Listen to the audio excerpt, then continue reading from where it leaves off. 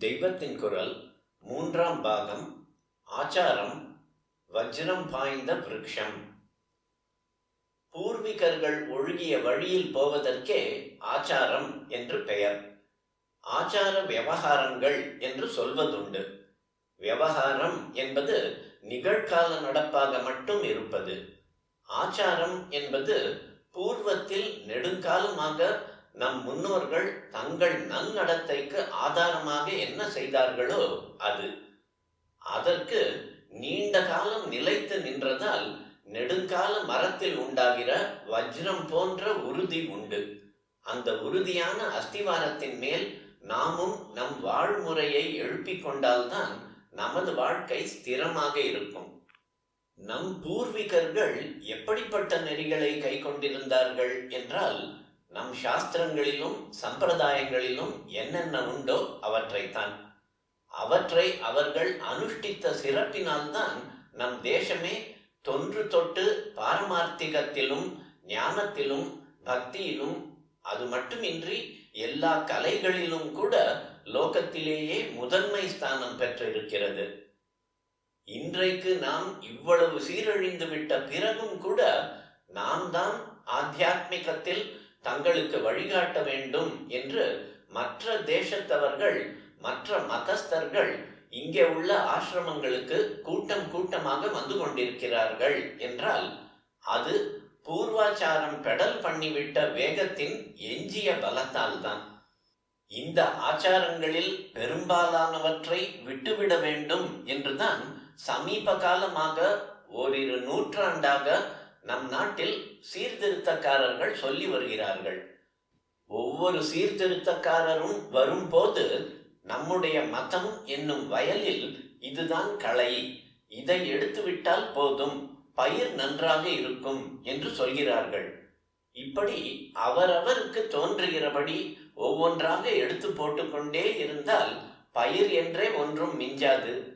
ஆனதால் நம்மை விட அறிவிலும் அருளிலும் அனுகிரக சக்தியிலும் எவ்வளவோ மேல்நிலையில் உள்ள ரிஷிகள் தர்மசாஸ்திரங்களில் என்னென்ன சொல்லி இருக்கிறார்களோ அவற்றை பூர்ணமாக அனுசரிப்பதற்குத்தான் நாம் பிரயத்தனப்பட வேண்டும். அதற்கான மன உறுதியை தரும்படி பகவானிடம் பிரார்த்திக்க வேண்டும். இன்னொன்று யோசித்து பார்க்க வேண்டும். இத்தனை சீர்திருத்த தலைவர்கள் வந்து இவ்வளவு சீர்திருத்த இயக்கங்களை ஆரம்பித்தும் இவற்றிலிருந்து நாம் மகானாக ஞானியாக எத்தனை பேரை பெற முடிந்திருக்கிறது. யாரை வேண்டுமானாலும் ரிஷி, அவதாரம், மெசஞ்சர் ஆஃப் காட் என்று சொல்லிவிடலாம். ஆனால் வாஸ்தவத்தில் ஜனங்களின் தாபத்தை சமனம் செய்கிற அனுகிரக சக்தி இவர்களுக்கு இருக்கிறதா என்பதே கேள்வி. சம்பிரதாயமாக வருகிற குரு உபதேசத்தால் இப்போதும் பல பேர் பெற்று வருகிற அனுகிரகமும் சுவானுபூதியும் இந்த ரிஃபார்ம்காரர்களிடம் இருந்து வருமா? நேற்றை கொன்று இன்றை கொன்று என்று சொல்லிக் கொண்டிருக்கும் இவர்களுக்காக ட்ரெடிஷன் என்ற வஜ்ரம் பாய்ந்த சம்பிரதாய விருட்சத்தை வெட்டி விடுவதா? இப்படி நான் கேட்கவில்லை.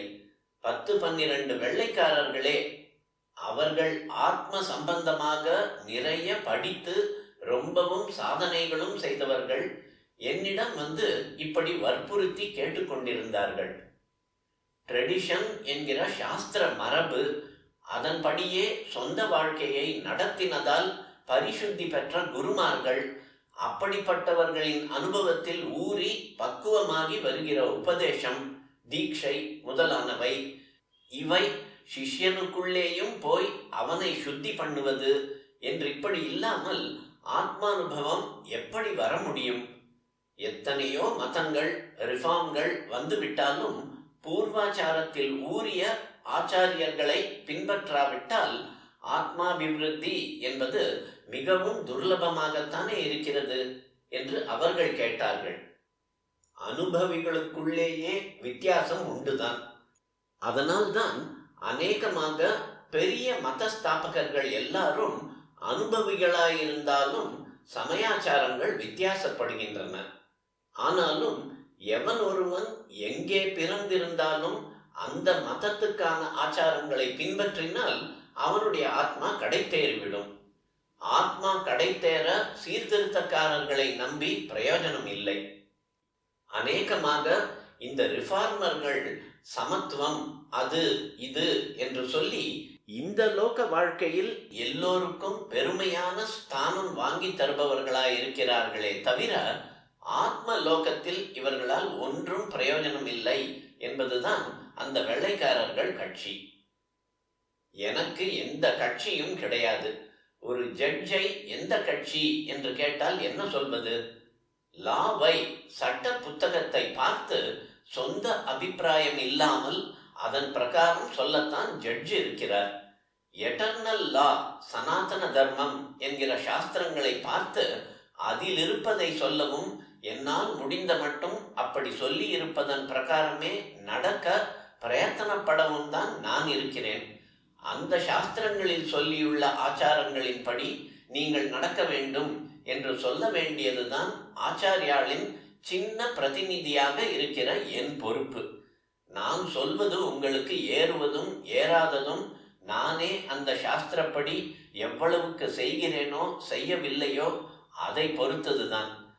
எனக்கு அனுஷ்டான சக்தி இருந்தால்தான் என் சொல்லுக்கு அதன்படி சாஸ்திர ரீதியாக உங்களை நடக்க பண்ணுவிக்கிற சக்தி இருக்கும். வெவ்வேறு மதங்களுக்கிடையிலேதான் ஆச்சாரங்களில் வித்தியாசம் இருக்கிறது என்று இல்லை. ஒரு மதத்திலேயே கூட பல கிளை சம்பிரதாயங்கள் உண்டாகி மாறுபட்ட ஆச்சாரங்கள் இருக்கின்றன. பௌத்தத்திலேயே ஹீனயானம், மகாயானம், ஜென் என்றெல்லாம் வெவ்வேறு ஆச்சாரங்கள் இருக்கின்றன. கிறிஸ்டியானிட்டியில் கேத்தலிக், புராட்டஸ்டன்ட், கிரீக் சர்ச் என்று இருக்கின்றன. இஸ்லாத்தில் ஷியா, சுன்னி, அஹமதியா என்று 3 பிரிவு உண்டு. இந்து மதத்திலும் சைவம், வைஷ்ணவம், வைதிகம், தாந்திரிகம் என்றெல்லாம் பல இருக்கின்றன. தேச வித்தியாசத்தாலும் ஆச்சார வித்தியாசம் ஏற்படுவதுண்டு. நம் தேசத்திலேயே வடக்கே குளிர்காலத்தில் ஜலமெல்லாம் ஐஸாக போகிற ஊர்கள் இருக்கின்றன. அதனால் அங்கே பண்டா சட்டை போட்டுக்கொண்டே பூஜை பண்ணுவான்.